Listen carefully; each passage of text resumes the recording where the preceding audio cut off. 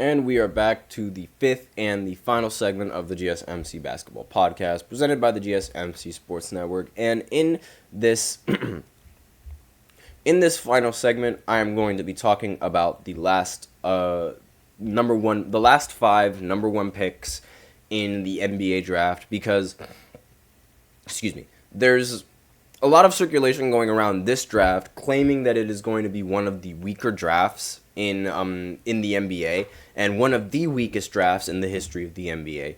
And I think that's a little bit unfair to sort of say, in my personal opinion, because you have to understand, we just experienced Victor Wembanyama, and literally anything compared to Victor Wembanyama is going to be child's play.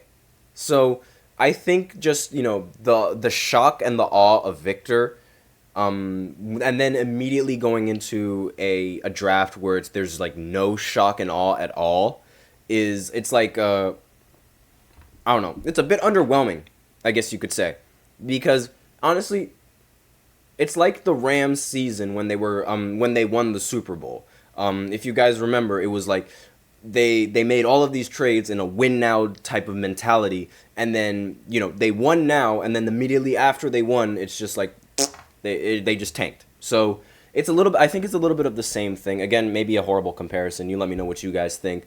But the last pick, obviously the last number one pick in the draft, Victor Wembanyama, arguably the most popular number one pick in recent history, and arguably going to be the best number one pick in recent history. There have been talks about him being better than LeBron already. There are talks about him being the best rookie to ever cross the planet. I mean, the fact that Victor Wembanyama has led the league in blocks with his height, just being a rookie, it's only just signs to come. Everyone believes that this season, and Victor had a phenomenal rookie season, this season is going to be his worst season in the NBA. And just thinking about that is incredibly scary. So I think the sky is the limit for Victor Wembanyama, and really it's going to be down with his teammates and just how well his teammates are able to perform. Granted,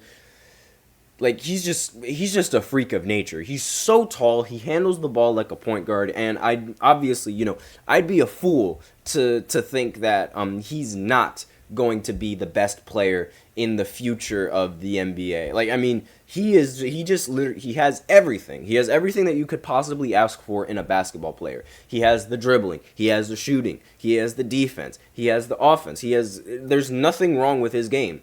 The only thing that really is a problem with this game, and it's not really, it's an easily fixable problem, is his efficiency.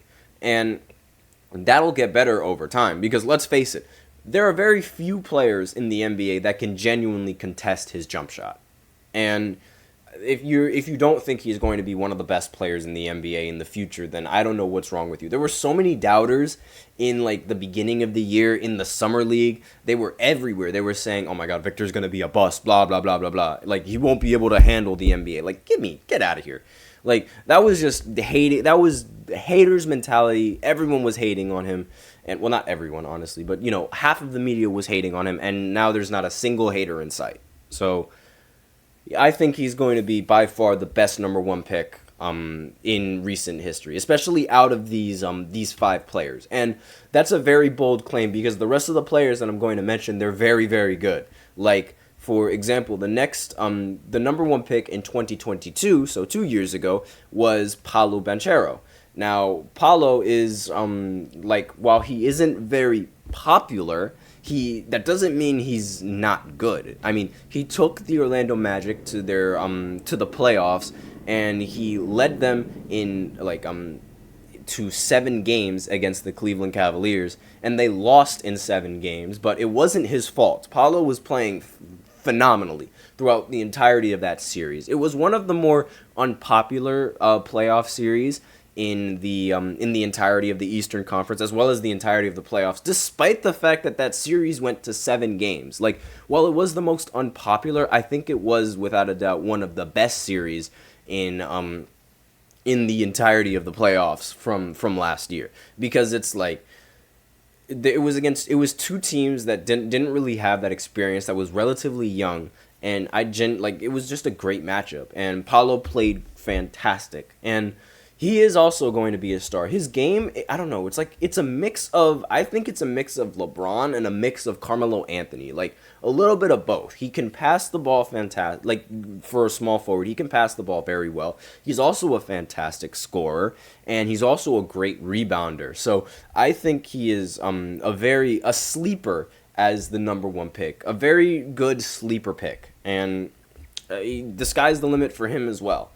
Now, the 2021 number one pick in the NBA draft was Cade Cunningham, another basketball player that's just a fantastic, like, he's great. It's just the situation that he's in is not so great. I mean, being on the Pistons and needing to and losing every single game that you play is not a great situation to be in. And that's just the situation that he's in. Now, one could argue that the only reason why his numbers are so good are because, they're garbage time numbers, and just there's not really that much expectation coming in from him or the team, so that might be a reason why his numbers are the way that they are. But I'm not going to sit here and say that Cade Cunningham isn't a bucket and he isn't a fantastic basketball player, because I think he's a great player. Like, I mean, he might not be leading the Detroit Pistons to anything remarkable,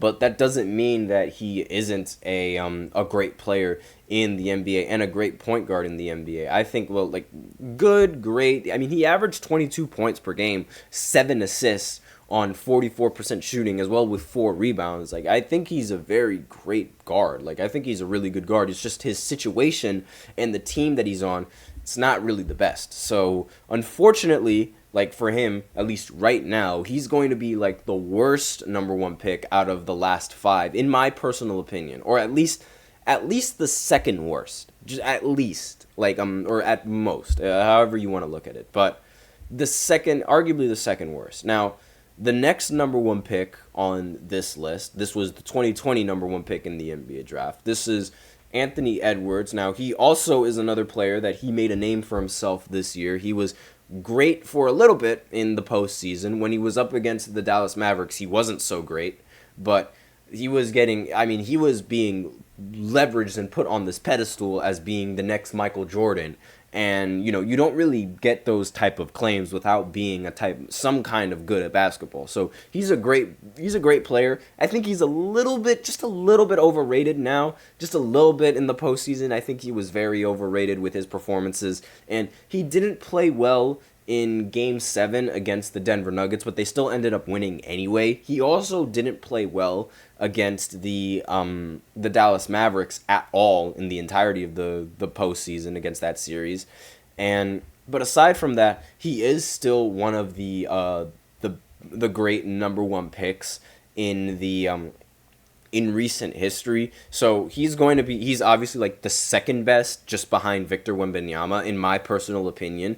But, I could see an argument for him being the best, because he's already proven a lot in these past few years with the Timberwolves, and taking them to their first Western Conference Finals, and only their second Western Conference Finals since their in the entire franchise's history. Last time they made it to the Western Conference Finals was when they had Kevin Garnett, and that was only one time. Now they made it again, and now it's Anthony Edwards, so, got to give credit where credit is due. So if you don't have Victor Wembanyama as the best number one pick in recent years, it's probably going to be Anthony Edwards. Now, next player on this list is Zion Williamson, arguably one of the more famous number one picks at the time, 2019. He was considered another freak of nature when he came in from Duke. He was crazy. He was crazy athletic, crazy strong for his size and his height. And he's just, in my opinion, the way I see it, his game, it reminds me a little bit of Shaq, and honestly, Charles Barkley, now that I think about it, because Charles Barkley, if you remember, he was a 6'6" player, so not really that tall. However, he was incredibly strong, and he was very good at backing down defenders. and that was one of the best tools in his offensive game. Same thing with Zion Williamson right here, being able to just overpower whichever defender is on him, regardless. He had a phenomenal outgoing in the play-in tournament. Unfortunately, he did get injured yet again. This seems to be a common trend for Zion, just the inability to stay healthy. And that's really been the biggest problem with Zion and the reason why he is last on my list. Literally, injuries alone. Aside from injuries, I've said this before and I'll say it again. I desperately want Zion to succeed. I want him to be a great player. I don't want him to be injured. Aside from LeBron and Giannis Antetokounmpo, he's one of the best finishers around the rim that I've seen. He is ridiculously talented. He knows how to dunk. He knows how to lay the ball up. Like, regardless, he gets offensive rebounds. He's a phenomenal offensive talent. And literally, the only problem with him are his injuries. That is literally the only problem with Zion Williamson. The only problem. And because of that, because he's not really available for the team, I have to put him at last. As sad as it is, I have to put him at last. So it will go Zion at last, then Cade Cunningham, second to last, because, Cade, while his team isn't doing anything spectacular, at least he's available for his team. That's the only thing that I can really give him. And he's also a bucket. Then there's Paolo in the third. I think putting him in the mid-tier category is the best option for him, because I think he's not all that, he doesn't get all that attention from the media, meaning there's less pressure on him, but he's still a phenomenal talent and he played great in the postseason. Then there's Anthony Edwards, who is second. Obviously, he's been great with the Timberwolves, and he's been leading them to the postseason every single time. He's a phenomenal player, great with the media, and honestly a great personality as well. So we have him second. And then number one, hands down, it's got to be Victor Wembanyama, because he is going to be the future of this league. Without a doubt, he is going to be the best player in the future. So that's the list that I got for you guys. Those were the last 5 top picks in the draft.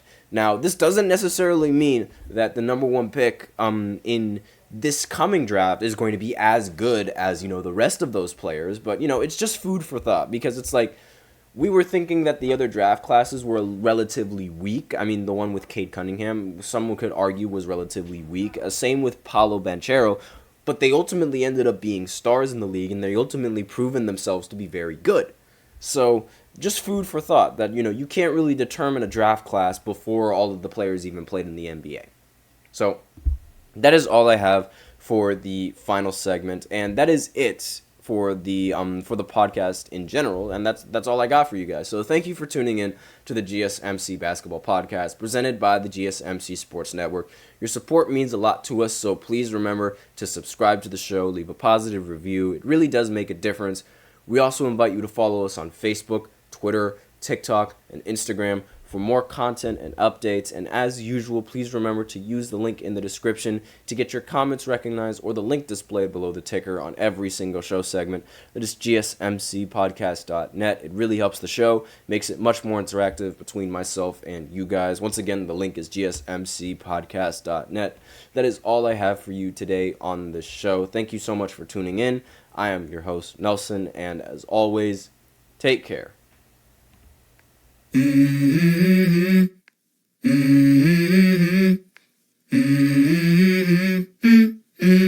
go. I wake up to a little bit of drool on my pillow, feel like it's gonna be a bad day. Yeah, I'm tired of shit, and the coffee ain't hit yet. Damn, ain't that great. I don't wanna go to